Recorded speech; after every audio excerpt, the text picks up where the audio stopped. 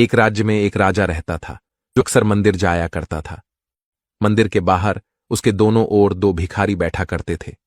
दाहिने वाला हमेशा ईश्वर से कहता, हे प्रभु, तुमने राजा को इतना कुछ दिया है, मुझ पर भी कृपा करो। वहीं बाएं वाला राजा से कहता, हे राजन, ईश्वर ने आपको इतना कुछ दिया है, कृपया मुझे भी कुछ दान करें।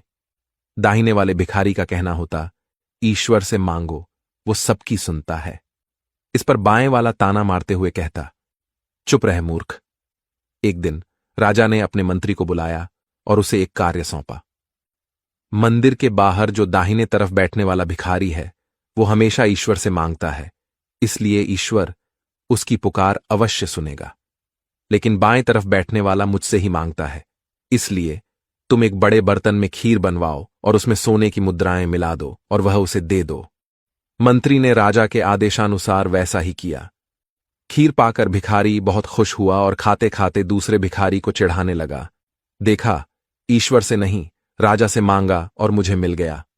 खीर खाकर जब उसका पेट भर गया तो उसने बची हुई खीर का बर्तन दूसरे भिखारी को दे दिया, ले, तू भी खा ले।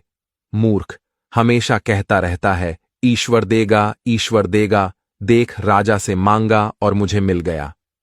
अगले दिन जब राजा मंदिर आए तो उन्होंने पाया कि बाईं तरफ वाला भिखारी तो अपनी जगह पर था, लेकिन दाईं तरफ वाला नहीं था। राजा ने बाईं तरफ वाले भिखारी से पूछा, क्या तुम्हें खीर से भरा हुआ बर्तन नहीं मिला? जी हां राजा जी, मिला था। बहुत स्वादिष्ट खीर थी, मैंने खूब पेट भर के खाई। फिर जब मेरा पेट भर गया तो वह जो दूसरा भिखारी यहां बैठता है, मैंने उसको दे दिया और कहा, मूर्ख, हमेशा कहता रहता है ईश्वर देगा, ईश्वर देगा, ले खा ले। राजा ने मुस्कुराते हुए कहा, देखो, ईश्वर ने आखिरकार उसे भी दे ही दिया।